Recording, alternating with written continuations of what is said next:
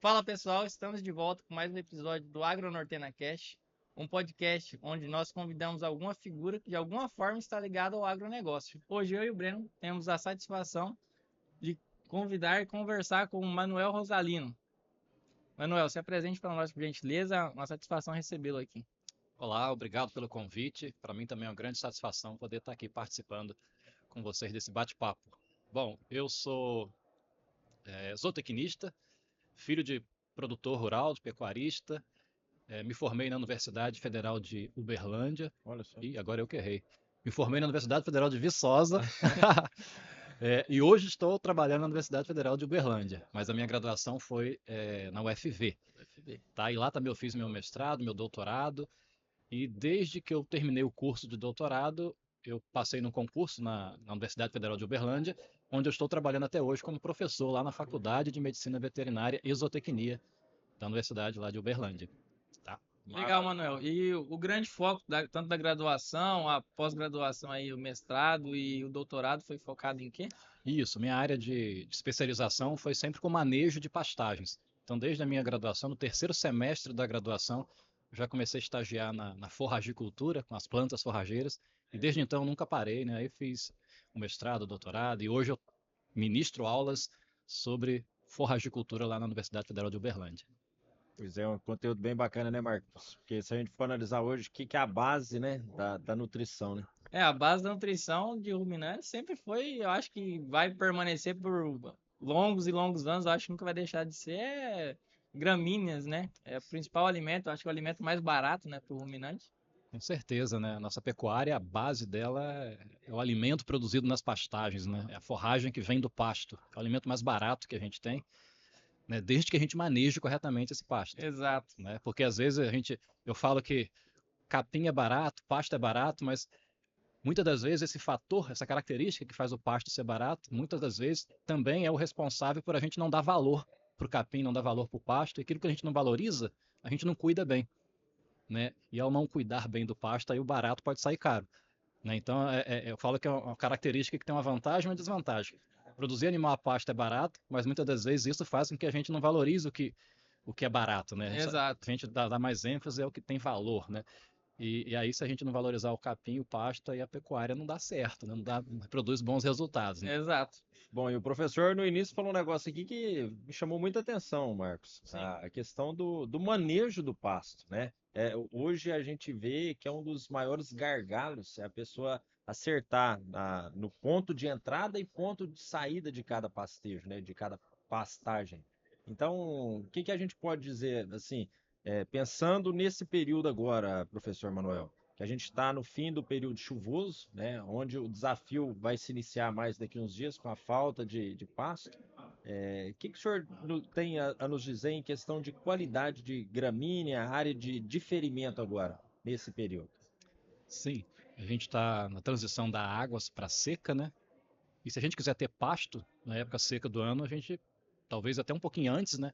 Já deveria ter se preparado, se planejado para a gente criar esse estoque de massa de forragem para passar a seca, né? E aí a vedação ou diferimento da pastagem é uma técnica interessante, apropriada.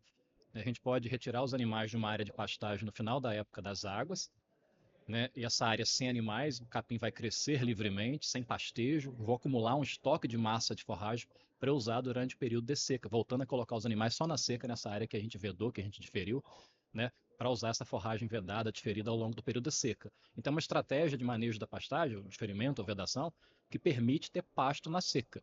Não tenha sombra de dúvidas em que ela atende a esse objetivo. Marcos, a gente sabe que vai ter colegas, né, produtores rurais que vão assistir esse conteúdo. Qual que seria o período ideal? Eu sei que é difícil da gente mensurar o período até tal dia vai chover, né? Mas qual que seria uma época assim para a gente falar assim até Quantos dias antes eu tenho que antes? vedar? Show. Né? Eu acho que fica mais prático, Exato. né? Isso, esse é um ponto muito importante quando a gente vai fazer a vedação da pastagem. Aí a gente vai ter que conhecer o clima da região onde você está trabalhando, né? Está atuando. A gente tem que ter mais ou menos um. Hoje está fácil, a gente pega na internet a série histórica, né, de dados médios dos últimos 20, 30 anos da região que você está trabalhando, e aí você vê como é que é o padrão de chuvas dessa região. Também é importante, se a região faz frio, não é o caso aqui, especificamente de Sinop, que a temperatura é alta o ano todo, mas se uma região que também faz frio, é bom saber qual mês que a temperatura é muito baixa, qual mês que começa a parar de chover. E aí a gente recomenda iniciar a vedação ou diferimento da pastagem com pelo menos 30, 45 dias antes de começar a fazer frio ou antes de pararem as chuvas. Maravilha. Porque eu tenho que ter um período de favorável crescimento do capim durante esse tempo de vedação, para o capim crescer e acumular o estoque de massa de forragem que eu quero para usar na seca. Se eu faço a vedação muito tarde, quando já não tem muita chuva, ou quando começa a fazer frio em uma determinada região, aí o capim não cresce e não consigo estocar essa quantidade de pasto para usar durante a seca. Então é importante conhecer o clima da região. Maravilha. Conheça o clima da região e faz a vedação pelo menos aí 30, 45 dias antes de acontecer o fator climático que faz o capim parar de crescer. Maravilha. Isso é uma maravilha. Ontem até o professor comentou muito sobre isso na palestra, né, que ele ministrou aqui na Norte Show, né? Um outro ponto muito legal e interessante que o senhor tocou lá na palestra, além dos dias de vedação, é a altura na hora que você faz a vedação da gramínea, né? Conhecer a gramínea e qual a altura que ela tá, né? Exato, isso também é muito importante. Só ainda com relação ao tempo de vedação, que é uma coisa importante falar também. Sim. A gente tem que identificar, com base no clima da região, o tempo máximo para iniciar o diferimento. Como eu falei, 30, 45 dias antes de você ter frio ou pararem as chuvas. Sim. Mas também, se eu fizer a vedação, o diferimento muito cedo, lá, por exemplo, final de janeiro, né, fevereiro, pode ser que o tempo de vedação fique tão longo, tão prolongado, que aí você gera um pasto vedado, diferido lá na seca, também passado. Sim. Famosa bucha, macega. Então a gente tem que trabalhar com um período não curto demais, mas também não longo demais, né? Para você não ter um pasto de qualidade lá na época seca do ano, tá? Agora sim, com relação à pergunta sobre a altura, né? Esse é um ponto também importante. Se você quer ter um pasto vedado, diferido, de melhor qualidade na época seca do ano, se esse é o seu objetivo, seria interessante nos dias que antecede o início do diferimento, você colocar mais animais na pastagem que vai ser diferida, né? Aumentar a taxa de lotação dessa pastagem, para promover um rebaixamento do pasto. Certo. Então você bota uns animais, geralmente animais de menor exigência nutricional, porque você vai forçar eles a consumir uma forragem de valor nutritivo um pouco limitado, né, pior. Sim. Né? Então você trabalha com animais de menor exigência para remover essa forragem mais velha, né? Com isso, mais luz, mais radiação solar vai incidir na base do seu capim. Isso estimula a brotação, a formação de brotos novos, brotos jovens no pasto. Aí você rebaixou o pasto, luz solar atingiu a base do capim. Você faz a vedação, durante a vedação, a rebrotação do seu capim vai acontecer via brotos jovens, que são de melhor valor nutritivo. Isso gera um pasto lá na seca, também de melhor qualidade, que gera melhor desempenho animal. Então, essa é uma estratégia também de manejo da pastagem diferida, vedada, também interessante. Professor Manuel, outra curiosidade que a gente tem, até uma dúvida também, em relação à qualidade de gramínea de uma propriedade, de uma área. Em uma determinada fazenda, quanto que a gente poderia falar assim que seria um número, né? Uma quantidade em percentual de termos uma área de pânico e braquiárias, pensando nesse pastejo, nesse manejo. Porque se a gente diferir uma área de pânico, a gente sabe que a presença de talo vai ser muito alta, né? Sim. A gente recomenda, para o diferimento da pastagem, trabalhar com capins de porte mais baixo, Certo. como as braquiárias. Pânico, a maioria dos pânicos, tem exceções, né? Mas a maior parte dos pânicos são de porte alto. E aí o capim de porte alto tem talo mais grosso. Se eu faço a vedação, o diferimento dessa pastagem com capim de porte alto, que tem talo grosso, eu gero um pasto diferido lá na seca, mais taludo, né? Que pode dificultar um pouquinho o pastejo, o consumo dos animais. Por isso que o capim de porte baixo ele é interessante, que tem um talo mais fino. Ele fica um tempo maior em crescimento durante a vedação, o diferimento, né? Mas como ele tem um talo fino, isso não atrapalha tanto o pastejo lá na seca, tá? Com relação à proporção, percentagem, né, de capins dentro da fazenda, não existe assim uma receita, uma regra que serve para todos. Cada caso é um caso, cada fazenda é única, né?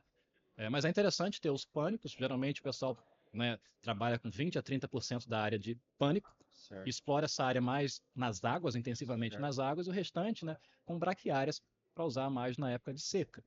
Tá? Funciona bem, mas como eu falei, isso é só uma medida base aí, não é uma regra que a gente pode assumir como verdade absoluta, não. E sempre interessante ter mais de um tipo de pânico, mais de um tipo de braquiária dentro da fazenda, diversificar o uso de capins, ter, né, eu recomendo pelo menos 5 capins diferentes, ter um time de capins dentro da fazenda, né, porque isso gera uma série de vantagens dentro da propriedade. Digam algumas dessas vantagens que eu fiquei até curioso, Marcos. Sabe por causa de quê? Ah, O pecuarista vive querendo um capim milagroso, certo? sim. Isso não existe. né? Nunca vai existir. É até biologicamente incompatível você querer reunir numa única planta todas as características que o pecuarista quer. Por exemplo, o pecuarista quer um capim que produz muita forragem com baixa exigência em fertilidade de solo. Não existe. Para crescer, para produzir muita forragem, o capim necessariamente vai extrair mais nutrientes do solo. Tá? O pecuarista quer um capim que produz muito na seca. Mas não tem como. Sem água não tem crescimento vegetal. Né? Então, se eu não tenho como, no único capim, no super capim, no capim milagroso, se isso não, é impossível de acontecer, o lógico, o racional é você ter vários capins, cada um com características específicas, mas complementares. Aí, com um time de capins, você consegue ter as características que você deseja, mas no único capim só você não consegue. Então, você poderia ter, por exemplo, dentro da fazenda, um capim que tolera mais a seca, uma braquiária, que cresce mais na transição das águas para a seca, no outono. Aí você explora um pânico, um mombaça, em pleno período das águas. Você tem um andropólogo, um capim maçai que cresce assim que começa a chover, cresce rápido. Então, capins com padrões de crescimento diferentes ao longo do tempo, ao longo das épocas do ano, mas se você tem esses capins diferentes na sua fazenda, você tem uma estabilidade maior na produção de forragem. Né? Você não Acho tem que é um tanta principal ponto, né? estacionalidade de produção de forragem. Com a diversidade de capins, você consegue estabilizar melhor. Não vai eliminar a estacionalidade de produção, né? Porque o clima ele é muito forte, né? Um fator muito forte que impacta o crescimento das plantas forrageiras. Mas com vários capins, você consegue ter uma estabilidade maior na produção de forragem. Você fica menos suscetível a ataque de pragas e doenças.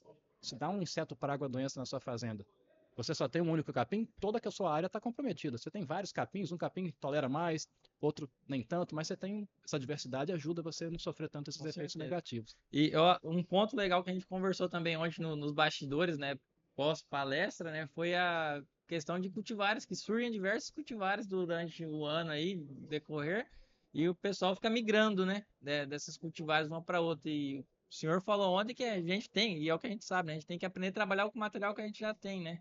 É Sim, um sim. grande ponto isso aí, eu acho, né. Nós temos muitas empresas privadas que entraram no ramo de melhoramento Sim. de gramíneas forrageiras, né? Isso é ótimo. Eu falo que quanto mais opções de capins a gente tem no mercado nacional, ótimo. Mais fácil o pecuarista encontrar o capim mais apropriado para ele, para o que ele quer.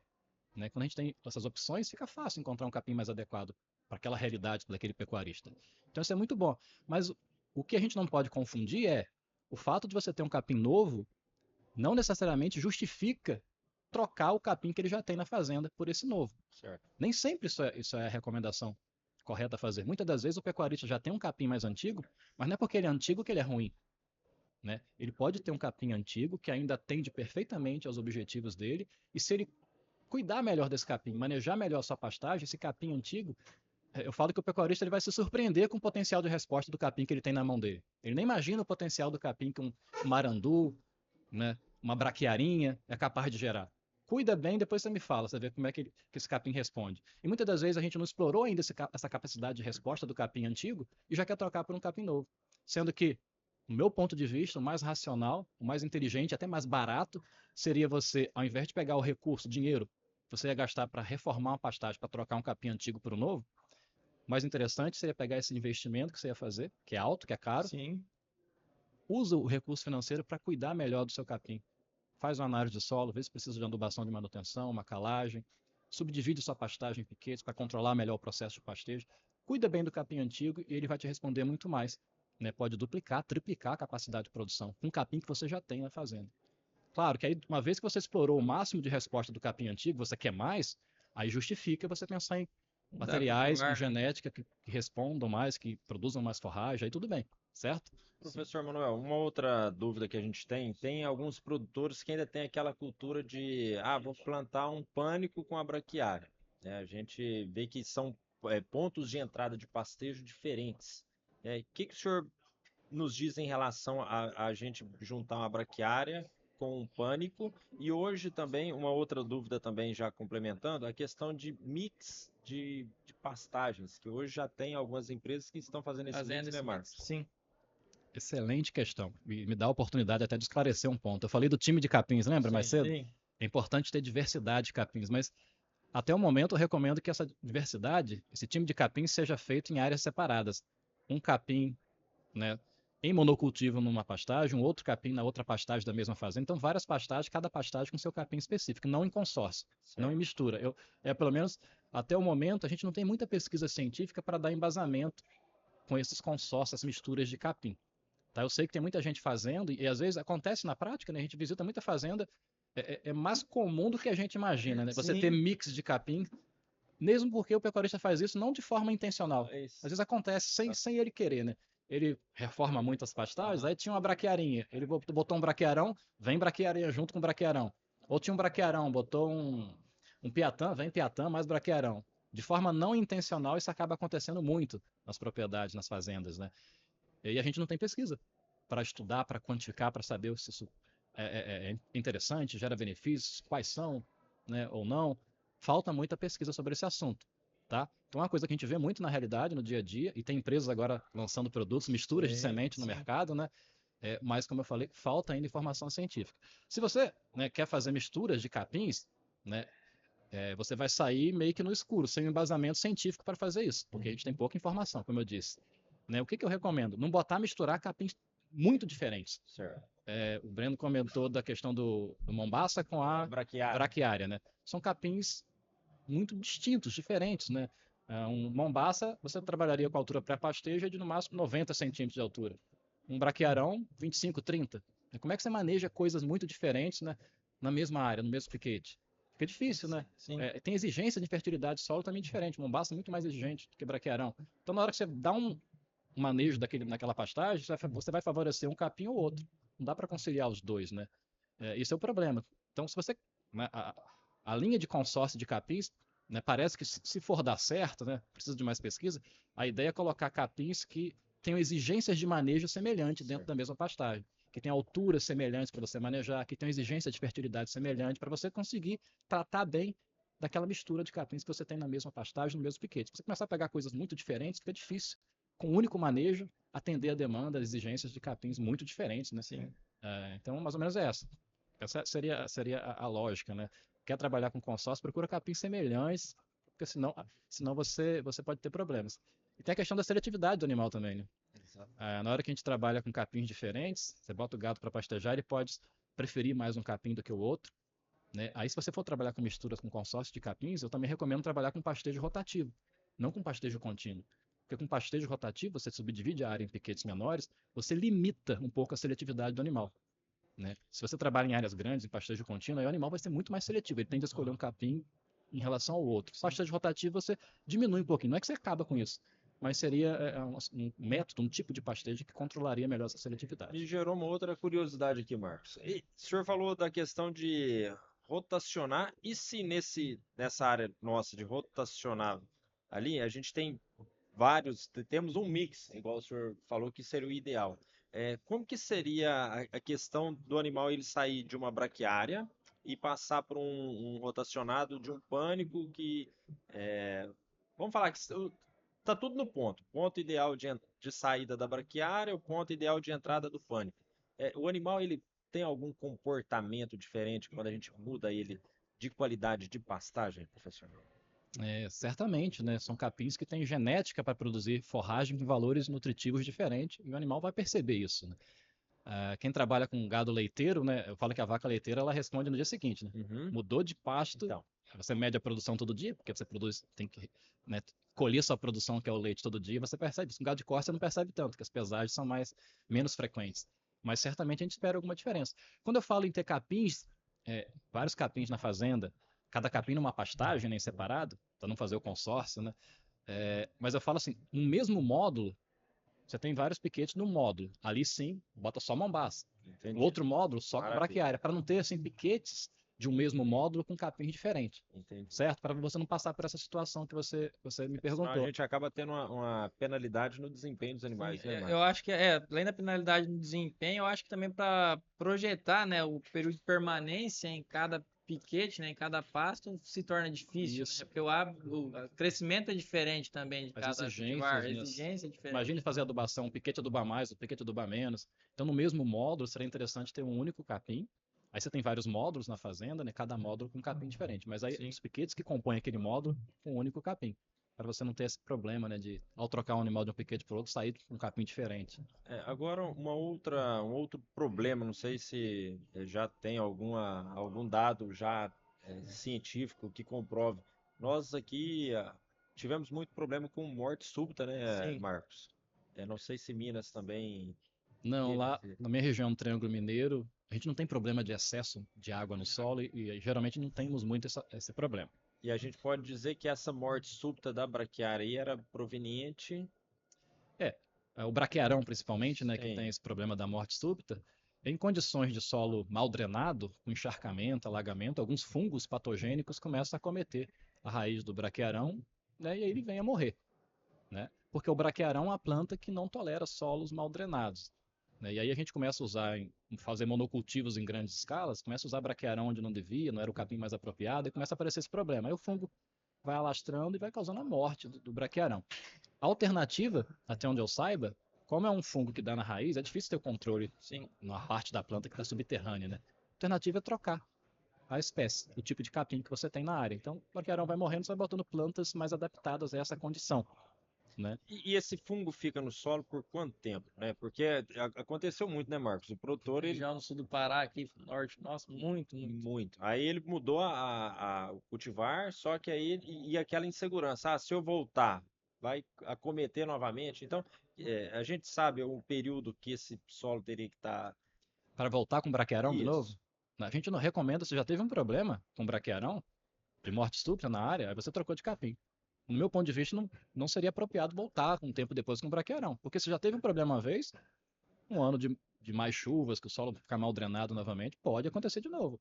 Aquele problema com braquearão. Então, o mais seguro é ele manter um capim adaptado àquela condição de má drenagem do solo, que aquele terreno tende a ter essa característica, né, em outros anos futuros, né? Pode ter novamente mal drenagem. Aí bota capins adaptados, um braquiário medícula, uma grama estrela ficana roxa, um capim tangola, em áreas que tem muito, o solo chega a alagar, né? São capins que toleram mais esse ambiente, né? Braquiárias que toleram solo mais encharcado, melhor. Braquiarinha mais que o braquiarão, né? O capim charaés, o MG5 também tolera um pouquinho mais do que o braquiarão. Sim. A gente cai também naquilo que o senhor falou anteriormente, né, professor? Que é o quê? A gente não ficar fazendo essa rotatividade de cultivares, porque a gente tem o gasto, né, para estar implantando uma nova cultivar e se a gente fica investindo muito, trocando, né, fala, cair no modismo, sai uma cultivar nova, vamos trocar a cada 2, 3 anos, você está onerando o custo da sua produção de pastagem. Sim, Então, a sim. sua comida que era barata se tornando cara. Então, você achou a cultivar, estudei minha área, a fertilidade do solo é essa, a drenagem do solo é essa. Então, achou que tiver que mais se adaptou ali, vamos manter ela, né? Vamos fazer o manejo necessário, né? Nutrir, né? Adubar. Eu acho que é o mais coerente, né? É, assim, é o básico É, do sistema de produção animal em pastagem, é escolher o capim apropriado ao ambiente. sim. Se você não fizer isso de forma correta, tudo vai dar errado depois. Eu tenho que ter um capim adaptado àquela condição de solo, de clima, né, o objetivo do pecuarista, o tipo de animal que ele está criando. Então, isso é assim, é básico para você ter um sistema de produção animal em pastagem funcionando. Escolher o capim adequado. Aí, se você começa já fazendo esse básico bem feito errado, uma hora vai dar problema. É Vai. o caso do braquiarão, que no início tudo bem, chega um momento que começa a aparecer problema, porque escolheu um capim que talvez não era o mais adequado para aquela área, né? Optou-se por monocultivo, vou botar um capim só na área toda. Mas tem áreas que exigiam um capim diferente. O cara não quis diversificar, como eu falei, né, ter o time de capins, mas talvez alguns locais da propriedade tinha que ter um capim mais tolerante a solo mais úmido, mais encharcado. Ele não colocou, né? Mas então essa escolha do capim certo é fundamental.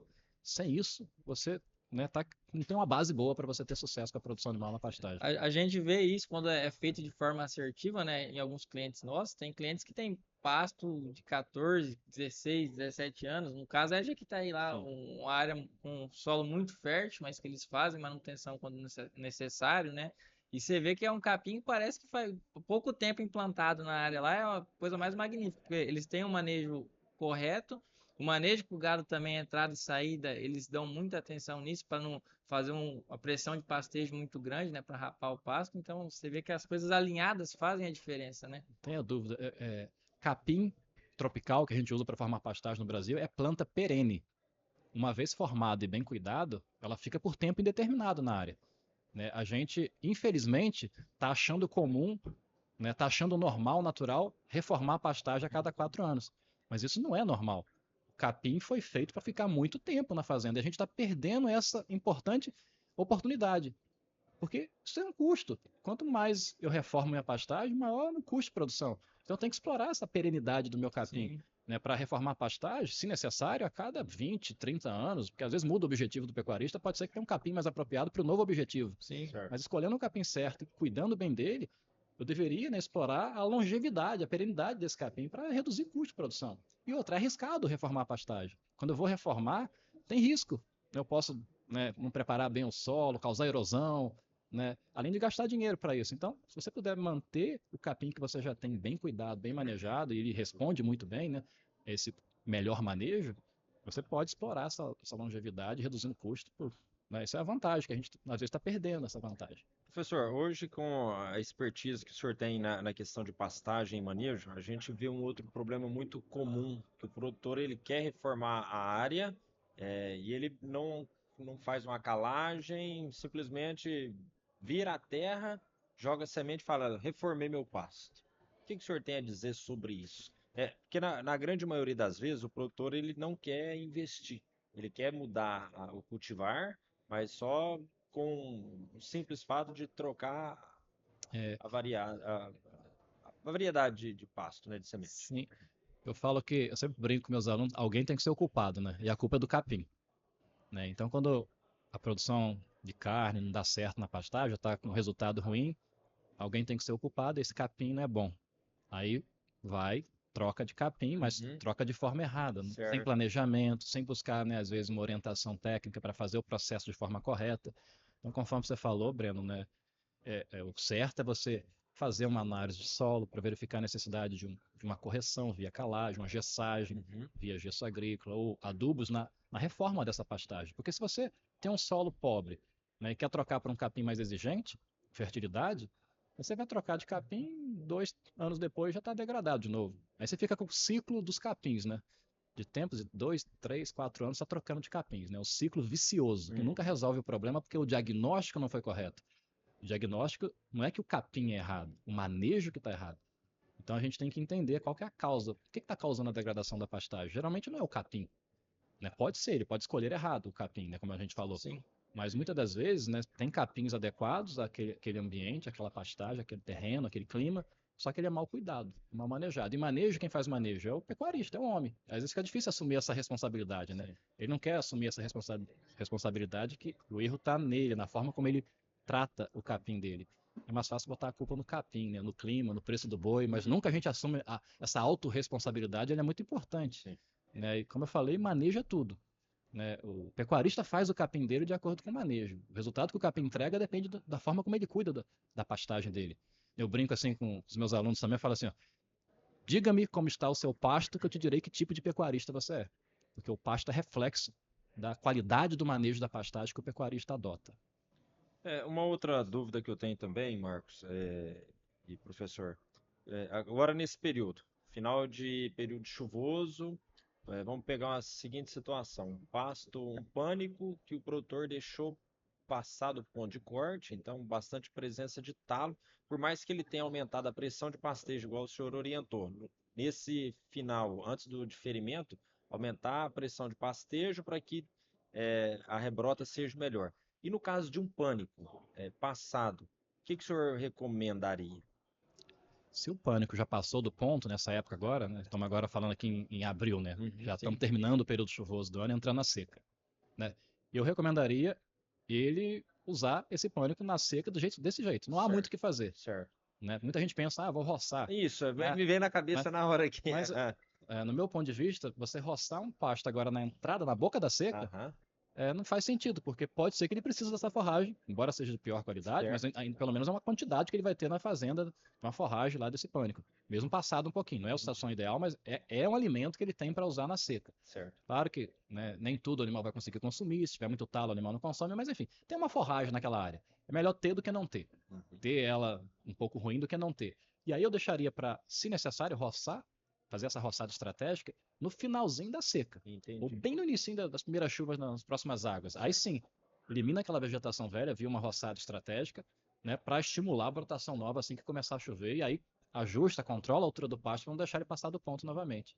Mas essa seria a minha orientação. Não, Maravilha, não roça ótimo. agora não, Isso. porque você Eu pode acho que precisar. esse era o ponto, né? Porque tem pecuarista que faz o inverso, né? Isso. Entalou, vou roçar. Uhum. Final de de chuvas e acaba não tendo nenhum nem outro, né? Nem um pasto bom e nem o pasto de menos qualidade. Se você ainda está no terço inicial das águas, tudo bem, você pode roçar, né? O ideal é não roçar, né? Controlar via boca do animal, via Certo. pastejo. Mas a gente sabe que em algum momento a gente erra. Mas se você ainda está no início da época das águas, você pode roçar, o capim ainda tem clima favorável para crescer novamente. Mas agora, se roçar agora, você não vai ter produção de forragem mais, né? A expectativa é que as chuvas vão parar e aí pode faltar forragem na seca naquela área, né?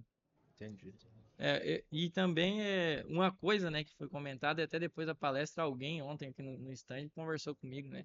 A gente sabe que quando a gente está adentrando o período seco, né, uma das estratégias que a gente conversou bastante já aqui é a questão da vedação, né, fazer o diferimento de pastagem. Outra simples é fazer que o ajuste, né, de quantidade de animais na fazenda, né, fazer venda se necessário. E a pessoa que perguntou para mim, não lembro quem foi o cliente, é quando a gente trabalha com cria. Uhum. Porque se você trabalha com cria, o que eu faço com as minhas vacas? Eu não vou vender, como é que eu volto com o meu rebanho? Né? Aí, qual seria uma opção para o pecuarista, né? Nesse cenário, eu tenho cria, eu estou fazendo a vedação, minha área não vai suportar, não quero desfazer dos meus animais, que para ele voltar a vacada a gente sabe que é difícil, né? O que eu faço nesse cenário? Você trabalha com recria, você tem flexibilidade de Sim. comprar, vender, Uhum. variar o número de animais na fazenda, né? Agora cria realmente fica mais difícil. Você tem um rebanho relativamente estável, né? Você tem Sim. que manter. Aí não tem jeito. Se a sua demanda, que a demanda é a necessidade de pasto, de forragem que os animais que você cria têm. Se a sua demanda ela é mais estável ao longo do todo o ano, você tem que garantir suprimento. Você tem que garantir, você tem que ter condições de produzir a forragem que esses animais que você cria demandam. Né? Então você tem que se planejar para a época seca. Se você sabe que na seca vai faltar capim, seu pasto para de crescer, você tem que ter uma outra estratégia para alimentar esse gado. Aí você tem várias alternativas. Você pode fazer silagem de capim tropical nas águas enquanto você tem excedente de Volume, né? produção e conserva isso para ofertar na seca para os seus animais, suplementação das vacas para gerar um pouquinho de efeito substitutivo, comprar volumoso de fora, tem gente que tem essa possibilidade de comprar um alimento externo que vem de fora do seu sistema para alimentar esse gado na seca, ter capineiras, né, de capim-elefante, de cana-de-açúcar, enfim, o pecuarista tem que ter uma estratégia para entre safra. Por quê? Na seca o capim vai parar de crescer. E se ele quer manter a mesma quantidade de animais que ele vinha mantendo na época das águas, na época de seca, ele vai ter que ter uma forma de alimentar esse gado. Não tem milagre, ele tem que se planejar, ver quais as opções mais interessantes que adequam melhor ao perfil do sistema de produção que ele tem, na região que ele trabalha, para ter esse alimento para usar no período de seca. Né? Professor, o senhor fala, alguns momentos o senhor fala em questão de planejamento, que eu também sou muito de acordo em relação ao planejamento de pastejo de cada área. Tem produtores que ele pensa assim, eu quero melhorar o meu capim. Ele vai lá e gasta horrores com adubação, com calagem, mas o manejo dele, o planejamento de pastejo dele é errado. O que o senhor diz em relação a isso? Eu teoricamente não tenho um bom manejo de pastagem na minha área e eu quero fazer uma adubação. O que seria o conceito que o senhor tem em relação a isso? Ele está colocando o carro na frente dos bois, né? Eu falo que existe uma ordem para a gente ir melhorando a produção animal na pastagem, né? Tem tecnologias que têm que vir primeiro do que outras, Certo. né? E aí existem as chamadas tecnologias de processo, que são estratégias que a gente vai usar no sistema de produção animal em pastagens, geralmente que a gente não vai gastar insumo, não vou comprar nada de fora. Eu vou só trabalhar a maneira como eu faço as coisas, né? E aí, uma tecnologia de processo muito importante é o tal do manejo do pastejo, é como eu controlo a altura do meu capim. Isso é o básico bem feito. Além de escolher o capim certo, né, que é básico bem feito, fazer planejamento alimentar o ano todo, para não deixar faltar comida, eu também tenho que controlar muito bem o meu capim, seja em pastejo contínuo, seja em pastejo rotativo, botar o gado para entrar na altura certa, nem passado, nem rapado. Né? Isso é o básico bem feito.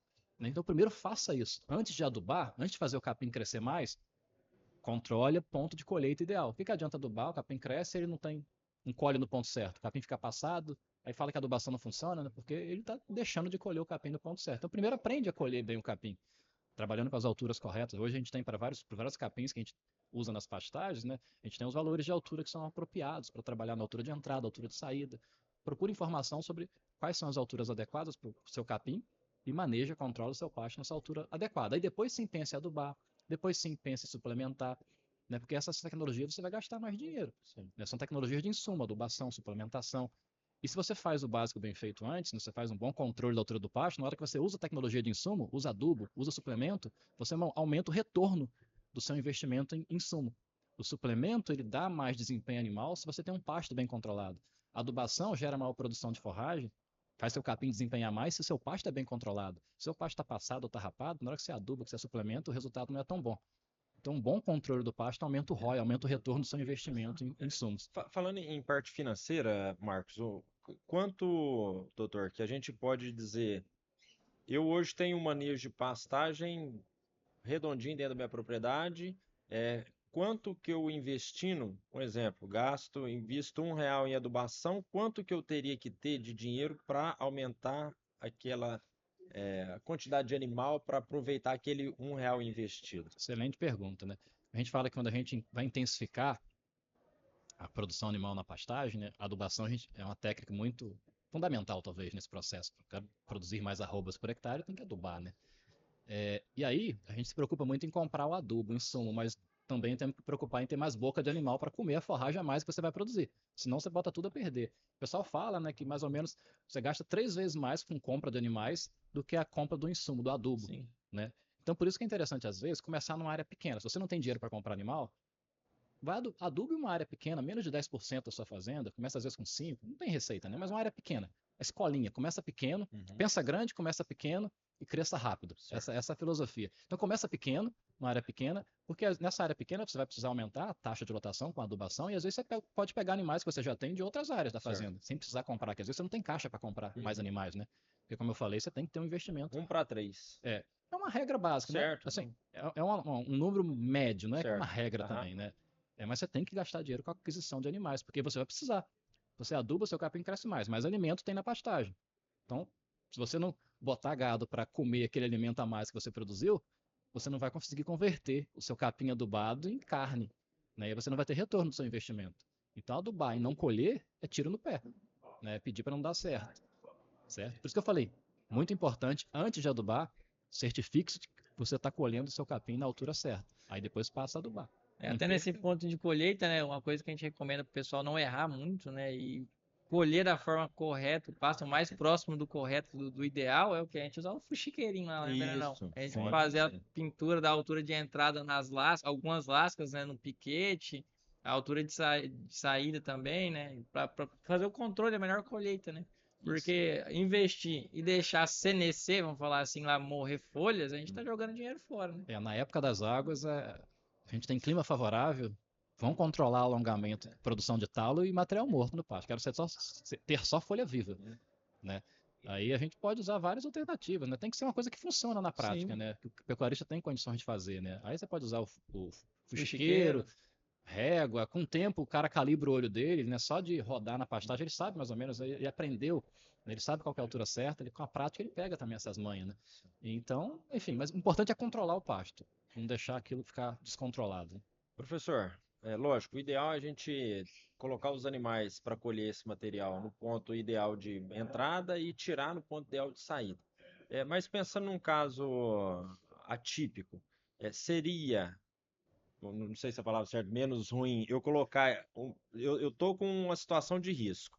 Ou eu colocar esses animais antes do período, ponto ideal de entrada, o que vai me prejudicar menos o meu pasto? Eu coloquei esses animais no período mais cedo, mais precocemente do que eu deveria colocar, ou esse capim mais passado, pensando no pasto?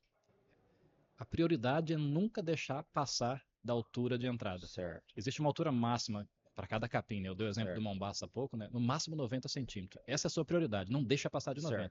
Pode até entrar um pouquinho mais cedo. Certo. Então precisou tirar o gado no piquete, o Mombaça não está com 90 centímetros, pode botar com altura menor. Entendi. E aí tem mais ou menos uma regra que você pode usar como referência, que é a seguinte, no pré-pastejo rotativo, essa altura de entrada ela não é fixa. Né? Existe uma faixa que você pode trabalhar. Então, o limite máximo dessa faixa seria, no caso do Mombaça, os 90 centímetros, que a pesquisa já identificou. Qual que seria o limite inferior dessa faixa? Uma regra que você pode usar é 70% do valor máximo. Então, 70% de 90 centímetros, nesse caso, dá 63 centímetros, né? Então, para o Mombaça, você pode trabalhar com mais ou menos aproximando 65 centímetros até 90 centímetros para pastejo. Certo. Tá ok para o Mombaça. Entendeu? Você tem essa faixa pré-pastejo, isso flexibiliza bastante, facilita bastante o manejo no dia a dia. Então, Até aquele nunca valor único, passar, deixar. mas nunca deixa passar do valor máximo recomendado pela pesquisa. Uma outra dúvida também, Marcos, que a gente vê muito, né? Quando o produtor ele faz uma reforma de pasto. E aí ele tem aquele conceito assim, não vou colocar gado para deixar sementear. O que que o senhor tem a contribuir em relação quando o produtor ele fala isso, que não quer soltar os animais no pastejo para que deixe o capim a área ali sementear. Fazer o banco de O semente. banco de semente, né, Marcos? Isso é uma coisa, uma prática que está arraigada, digamos assim, no meio pecuário, né? Eles fazem isso há muitos anos e só que assim mudou muito a qualidade de semente. A gente hoje forma pastagens de maneira mais profissional, né? Tem semente de melhor qualidade. Então, se você faz tudo corretamente, não há necessidade de você esperar o capim sementear, né? Eu falo que o que faz o capim se manter perene, a gente falou há pouco tempo, né, que o capim ele é perene, não desaparece da área se bem cuidado, né? É a formação de novos brotos. Ele morre, antes de morrer um broto, apareceu um outro. Antes de morrer um broto do capim, apareceu um outro. Por isso que o capim não some da área, não é porque ele sementeia, a semente germina e dá origem a uma nova planta. Você, você pode deixar seu capim sem produzir semente nenhuma e ele continua perene, não desaparece da área por conta dessa produção contínua de novos brotos, tá? E no pasto em formação, a gente também deve explorar essa característica, né? Não precisa deixar o capim sementear para produzir uma semente, a semente germinar, dar origem a uma planta e o seu pasto não desaparecer. Como eu falei, a estratégia do capim é outra. É aparecimento de brotos novos, né? A gente fala o nome técnico perfilhamento, né? O perfilhamento faz o capim não desaparecer, o perfilhamento contínuo, né? Então, um pasto bem formado, não precisa deixar sementear, porque ele vai perfilhar, vai emitir novos brotos que vão garantir a formação da pastagem plenamente, tá? E ela vai se manter depois ao longo do tempo via aparecimento de novos brotos, sem necessidade de sementear. Quando sementeia, você tem uma série de problemas, né? Efeitos negativos. Sim. Capim, primeiro, se você deixa o seu pasto sementear para depois fazer o primeiro pastejo, na formação da pastagem, você perdeu tempo, né? A área que poderia ser pastejada, às vezes, com 45 dias, com 2 meses, você vai esperar, às vezes, 4, 5, 6 meses para botar o gado. Então, você perdeu tempo de pastejo. Aquela sua área poderia ser usada mais cedo e não foi usada, porque você deixou o capim sementear, você está perdendo a oportunidade de produzir carne naquela área. Está perdendo a oportunidade de ter o retorno mais cedo do seu investimento. Esse é um aspecto. E outro, o capim sementeado, quando você bota o gado para pastejar, ele está com o pior valor nutritivo. Geralmente o capim tomba, né, a cama, se for uma braquiária que tem talo mais fino. Aí você perde forragem, você perde muita forragem que você produziu, o animal não consegue colher, né? Então tem uma série de desvantagens. Outra situação também, Marcos, não sei se você ia fazer alguma Não, pode pergunta. continuar. Mas o produtor ele reformou a área de pastagem dele. Reformou o capim e aí ele nota que quando está no ponto de colheita desse material, a raiz ainda está muito solta no solo, né? E ele acaba com a insegurança de soltar os animais para pastejo e deixa esse material passar do ponto de corte. Quando ele deixa passar, no momento que ele solta os animais, esse material começa a acamar. Sim. O que o senhor recomendaria em relação a isso? É. Quando a planta ela não está bem fixada no solo, não sei se teria alguma. Isso é muito comum em solos mais arenosos, né? Solos que você tem esse arranquio maior das plantas. O que eu penso? É o seguinte, tudo depende da maneira como ele faz esse primeiro pastejo. Certo. Esse primeiro pastejo, chamado pastejo de formação da pastagem, ele tem que ser um pastejo bem leve. Tá? Então, uma braquiária alcançou mais ou menos 30 centímetros de altura, bota animais preferencialmente menores, leves, faz um pastejo bem leve também, não vai entrar com 30 e sair com 10. Certo. Que aí o animal em pastejo começa a pegar o talo do capim, Certo. aí arranca mais. Se ele pega só o terço superior, que é o recomendado para fazer o primeiro pastejo, ele vai pegar só pontinha de folha. Pontinha de folha, na hora que ele dá um bocado, ela não, né, é fácil romper aquela folha viva, ele não tende a arrancar a planta. Então, esse primeiro pastejo, se ele for um pastejo com animais leve, né, não rebaixar demais o pasto nesse primeiro pastejo, só remover terço superior, que é basicamente folhinha viva, fácil de ser rompida sem arrancar a planta, ele minimiza, reduz bastante esse problema de arranquio. Tá? Aí depois sim, dá um descanso, deixa a planta desenvolver um pouquinho mais, volta para os próximos pastejos. Aí a planta já enraizou mais, já tem risco menor dela sofrer esse arranquio pelos animais. Isso é interessante que eu tive isso num cliente, as duas situações que a gente acabou de comentar. Fez uma reforma na pastagem nova lá, tava com a gramínea num ponto já que dava para adentrar os animais, né? Ele ficou com medo de colocar animais, mesmo eu aconselhei, que nem o senhor falou, vamos para animais, a quantidade de animais mais leves, deixa pastejar poucos dias, 1, 2 dias, só para comer a ponta da folha mesmo. e a gente tira. Mas com o medo daqui de tirar a planta, né, estragar a forma dele, ele falou, não, vou deixar mais um tempo.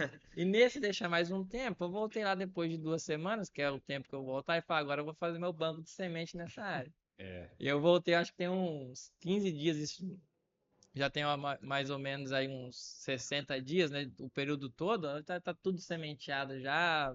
Animal ele começou a pular a cerca, né? Que acaba acontecendo de Sim. fazenda aí, sei lá, coisa rotineira. Começou já a acamar tudo, né? e assim, se você deixa o capim crescer demais, ele vai criar mais talo. Aí na hora que Sim, o animal em pastejo, né, na hora que vai fazer o primeiro pastejo, se ele pega o talo, a chance de arrancar a planta é é maior. maior. Se ele pega só a pontinha de folha, a chance de arrancar a planta é menor. E se ele cria talo, a planta desenvolve mais parte aérea e menos raiz também. Então, se ele mantém a planta mais baixinha, né, fazendo o primeiro pastejo, né, com o capim um pouco Adequado, mais né? baixo, ele estimula até crescimento radicular. Né? Se a planta fica muito alta, aí começa uma planta brigar com a outra por luz. Aí ela dá prioridade para produzir parte aérea e produz menos sistema radicular. Aí ela arranca mais fácil. Então, assim, é fazer no ponto certo. Claro, às vezes o pecuarista, como ele está acostumado a fazer da maneira tradicional, ele tem. É natural ter dúvidas, ter receio, né? Sim. Mas experimenta, faça um teste na área pequena. Veja, né, para você perder o medo caso a pessoa está insegura, né? E ver que funciona realmente. Né? Professor, uma outra dúvida que eu tenho em relação a roçar o pasto. Eu sei que o senhor é contra, o senhor já disse que o certo era deixar os animais Não é pastejarem. que eu sou contra, eu falo assim, Aham. prioritariamente, o ideal é a gente evitar ter que De roçar, roçar. porque isso tem um custo, né? Sim. Mão de obra, combustível. Mas a gente sabe que a gente às vezes erra. É difícil um sistema de produção, um momento, você, né? O capim pode passar. Na universidade mesmo, a gente tem pastos que às vezes descontrola um pouquinho, passou do ponto, a gente está sujeito a erros, né? E aí a roçada pode ser uma opção. Tá. Suponhamos que esse meu pasto, essa área que eu vou roçar, tá com bastante presença de talo. Eu roço no- na saída de pastejo ou é arriscado eu roçar e ter muito material orgânico e começar a matar minha planta ali por fermentação? Eu teria que fazer duas roçadas nessa área. É. Como eu falei, eu gosto muito de fazer a roçada no finalzinho da seca, ou bem no início das águas. E aí a gente sempre recomenda roçar abaixo da altura de resíduo pós-pastejo, de altura de saída. Abaixo da altura. Você vai manejar para um mombaça. Entrou com, sei lá, 90 ou 80 centímetros de altura de entrada e sai com 40. Vai fazer a roçada? Trabalha com a roçada com 20, 30 centímetros, um pouquinho abaixo da altura que você manejaria o seu A capim saída, né? mombaça na saída, entendeu? Certo. Essa é a minha recomendação. Aí o material roçado, né, antes de roçar, geralmente é interessante você colocar animais na área para Certo. consumir o máximo de forragem antes da roçada, que aí na hora que você roça não cai tanto material morto sobre o pasto. Boa parte o animal já consumiu. Uma coisa vai cair, não tem jeito, e aí você não tem tanto esse risco desse material morto em excesso ficar sobre o solo, fermentar, né, Abafar, né? abafar a base do capim que sobrou ali, né, para atrapalhar a rebrotação. Então, se você faz pastejo dos animais antes de roçar, para estimular esse consumo de forragem antes da roçada, você minimiza esse problema. E se você está no início das águas, se você tiver condições de fazer uma adubação nitrogenada estratégica após roçada, aí que o seu capim sai rápido mesmo. Mas após a roçada, é importante lembrar que o pecuarista vai ter que deixar o seu pasto um tempo sem animais, para Uhum. ele se recuperar, né? É o chamado pousio que eu falo da pastagem. Né? Roçou, o capim não cresce no dia seguinte, não está pronto para ser pastejado. Então, roçou, vai ficar sem forragem aquela área. Então, se você está no início das águas, talvez demore 20, 30 dias para você voltar apogado de novo naquela área. Isso tem que ser contemplado no planejamento alimentar da Sim. fazenda. Né? Porque esse início das águas, eu falo que é tão ou mais crítico do que a seca. O capim está saindo, está rebrotando, né? É um momento de renovação de brotos do pasto, né? Começa a chover, o capim pega reservas orgânicas para emitir novos brotos. Se o pecuarista não dá o pousinho, não dá um descanso no pasto, aí que ele degrada o pasto dele. Perfeito. Até para nós também que trabalhamos com nutrição, esse período da rebrota para nós é muito crítico, né? Porque aí a gente Exato. tem uma dificuldade no consumo de Suplemento, suplemento. né? Exato. Dificuldades aí com algumas disfunções, né? Diarreia do Isso. broto, né? A gente tem muito isso. Então, assim, na hora de fazer um planejamento para ter um alimento, eu falo que não é só para seca, mas também para transição seca-águas. Pelo menos esse primeiro mês, um mês e meio, é muito importante você ter uma reserva de alimento na sua fazenda, pensando nesse período também de início de águas. Porque pode ser que seu pasto precise de um tempo para descansar, para se recuperar. Se você bota gado em cima, super pastejo no início das águas, eu falo que é pior do que o super pastejo, menos, é bem mais pior do que o super pastejo em plena seca. Certo. Porque na época do início das águas, o capim está pegando reserva orgânica para emitir novos brotos, novas folhas. Você tem gado em cima, super pastejando aquele capim, você esgota a reserva da planta, seu pasto. Ele pega a reserva para botar um broto novo, o gado vai lá e come. pega mais reserva, o gado tá lá em cima com muito animal na área, come de novo a folha, o broto novo.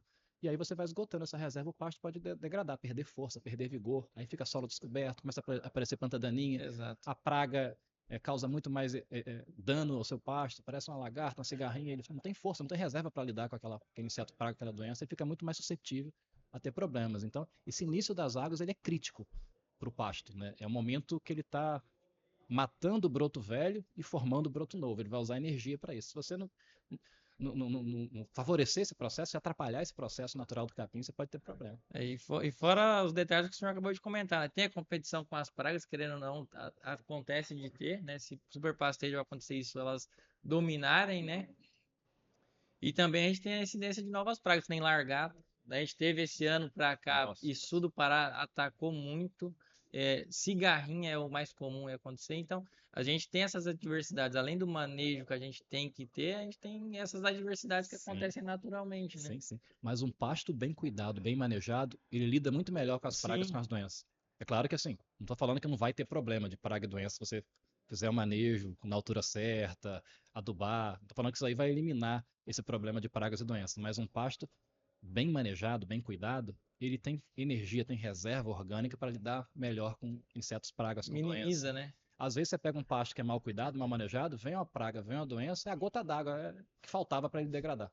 É por isso que esse ano a gente teve muitas regiões teve seca prolongada, né? Aí começou a chover, praga veio, né? O capim estava mal manejado, um histórico de Sim, manejo ruim, aí teve muita mortalidade de pasto no Brasil, né? Em várias regiões, né? Por sim, conta sim. dessa, muitas vezes é erro de manejo, associado a uma seca muito prolongada em algumas regiões que acaba esgotando mais reserva da planta, a planta fica um pouco fraca no início das águas, vem um inseto, praga, uma doença, aí mata mesmo, degrada o pasto. Professor, outra situação aqui, nós temos muitas áreas onde tem integração lavoura-pecuária e tem propriedades vizinhas, propriedades de pecuária que são vizinhas de propriedades agrícolas, né, com a agricultura. Alguns produtores reclamam o seguinte: porque o fulano jogou um herbicida na lavoura e a praga veio aqui para o meu pasto, lagarta. Tem algo relacionado ou não tem nada? Aquela área está mais susceptível, uma área que é vizinha de uma área de Lavoura. agricultura, lavoura, exato. Entendi. É possível, né? Se você tem capim, né? Duas pastagens, né? Um capim. De um lado, o pecuarista faz o controle dos insetos pragas. Uhum. Esses insetos pragas podem ir para outra área, né? É possível que isso aconteça, sim. Mas são vários fatores, né? Às vezes tem a questão do manejo ruim na área de pecuária, né? Às vezes o capim é mal cuidado ao longo de vários anos, ele sente mais as pragas, como eu comentei anteriormente. E a área de lavoura, você tem adubação para cultivo agrícola, né? Tem residual que sobra para o pasto fica com mais força, mais energia, pode até sofrer menos as pragas também por causa disso. Mas Certo. eu acho que existe sim essa possibilidade de. Uma outra situação também. Eu morei numa região no Mato Grosso do Sul, que essa região, o solo, eu não sei dizer, por isso que é até uma dúvida minha, Marcos. Sim. Se é em relação ao solo ou em relação à pastagem. O consumo do mineral, ele era muito baixo naquelas áreas, em algumas determinadas áreas. Isso a gente pode dizer que seria proveniente do solo ou o capim naquela região é diferente. Na região do Nabilec ali, não sei se o senhor conhece. Não, não conheço essa região. Mas há sim uma influência do tipo de solo. Se o solo tem mais minerais, né, a planta absorve mais, o animal consome essa forragem do pasto, com mais minerais podem influenciar o consumo do suplemento mineral. Certo. Não, Tá? não seria só da. Porque algumas pessoas eu ouvia dizer, não, mas é porque a água que ela é mais. Tem mais mineral. Não, Também, né? Também, né? é, Também. é o pasto que Tá. tem mais mineral e não deixa. Fato é que o animal está ingerindo minerais de vindo do pasto, vindo da água e está, né, sentindo menos necessidade de consumir o suplemento mineral, né? Certo. Alguma coisa está acontecendo aí. Até um desafio nessa região em específico, para a cria era um problema imenso, porque no caso do selênio, né, nosso pasto não tem, o capim não tem selênio, então o produto tem que ser suplementado. E um produto que teria que consumir ali, vou falar, 100 a 150 gramas, não dava para Alcançava o consumo. não dava. Entendi. Um proteico energético de 3 gramas consumia igual sal mineral. Consumo baixíssimo. Baixíssimo. Então, no Aí caso de cria, era um é problema um imenso. desafio, né? Desafio imenso. Aí entra vocês da nutrição, né, para estimular esse consumo, né, do suplemento. Então, podemos dizer que o capim, ele vem sim com mais Capim, o solo, né? O solo, né, que o capim tá extraindo esse nutriente, a própria água, isso influencia, sim, o Certo. consumo do sal. Até interessante falar isso aí, que na região ali de Jangada, até comentei com o professor anteriormente ali do cliente que eu atendo lá, né? Lá a gente vê na pastagem, que é uma região que tem muito calcário, é rico em calcário, tem calcareadeiras ali próximo, que o consumo dos suplementos são realmente menores, né? A água é mais salobra, Uhum. né? Até para consumo humano lá tem que ter aquele osmolaridade, né? Tem vários processos para nós mesmos consumir a água de uma qualidade melhor, menos minerais, né? Pra não estar tão carregado. Então, com certeza vai ter influência aí no consumo do mineral. E é o que a gente vem percebendo em alguns clientes nossos, em alguns lugares diferentes no Mato Grosso, né? Acontece do mesmo suplemento, às vezes, em um cliente lá em Alta Floresta consumir o consumo próximo do previsto, praticamente exato, e outro consumir ali a 70 gramas a menos, né? Ou metade do consumo, isso acontece, né? Sim, sim. Aí vai entrando nas nossas estratégias, que o professor falou, que até no caso da nossa linha top, a gente teve que criar essa estratégia. Para estimular, né? Para estimular, que a gente tem o mesmo produto com os perfis de trava um pouco diferente, né? Para poder posicionar em clientes que a gente sabe que a qualidade de solo é um pouquinho melhor, que é uma cultivar que tem um valor energético, né, de nutrientes, né, melhor, né? Então a gente tem que fazer esses malabarismos na nutrição, né? Adequar o suplemento à Isso. realidade de cada Cada um. fazenda, né? Isso aí. É igual o Marcos mencionou, a região de Alta Floresta, o sul do Pará ali, Novo Progresso também, Castelo de Sonhos também, é bem comum isso aí.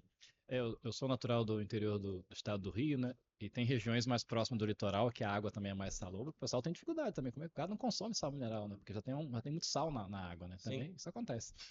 Acontece. Acho que o bate-papo tá legal, mas se deixar a gente fala Ah, aqui umas 5 horas. Acho que dá, sei. dá pra nós deixar o professor dar uma descansada e vamos fazer um pouquinho aí depois. Acho que gostaria de agradecer ao professor por ter participado. Acho que divulgar também o trabalho do senhor no Instagram, né? O site que o senhor tem aí, que o senhor fala um pouquinho de pastagem, se quiser falar aí para o Tá, pessoal seguir. tá, muito obrigado pelo convite. Para mim é uma satisfação poder falar sobre capim, sobre pastagem, uma coisa que a gente gosta muito. Obrigado pela oportunidade de estar aqui, né, em Sinop, participando aqui com vocês desse evento. E sim, a gente tem, né, ao longo dos últimos anos, eu tenho me dedicado a. Parei de escrever um pouquinho de artigo científico, estou escrevendo agora alguns materiais técnicos na forma de livros, né, com a linguagem mais simples, de fácil entendimento, mas sempre com embasamento científico. Sim. Né? Então a gente tem alguns livros escritos aí ao longo dos últimos anos, e quem quiser conhecer um pouquinho desses trabalhos, né, eu faço o convite para que dê uma acessada no site www.bomdepasto.com, tudo junto, né? Lá o pessoal vai conhecer, né, esses livros aí que a gente publicou ao longo dos últimos anos. Tem também materiais Repete de novo o site aí. técnicos, né, sobre manejo de pasta. O site é www.bomdepasto.com. Tá? E também tem o Instagram, o perfil no Instagram, que é o @bomdepasto. Todo dia a gente está lá botando algum material, né, mais curtinho. Instagram eu falo que é só para atiçar a curiosidade, né? Sim, pra galera ir lá no site buscar Mas assim, informação. informação de Instagram é muito rasa, né? Sim. A pessoa tem que buscar mais, se aprofundar mais para conhecer melhor e fazer, tomar a decisão dela, né? Mas é só para um chamarisco, digamos assim, o Instagram. A gente também coloca algum material no Instagram todo Sim. dia, tá bom? Maravilha, em nome da Agronortena, eu gostaria de agradecer, igual o Marcos mencionou, aqui é um conteúdo que é muito importante para nós, é um assunto que vai horas, né, Marcos? E Pra tem gente muita... debater aqui. É isso aí. Mas, mais uma vez, muito obrigado, professor. De E nada, estamos sempre à disposição. A casa está sempre aberta para quando quiser tá certo. tá junto conosco aqui. Muito obrigado mais uma vez. Obrigado.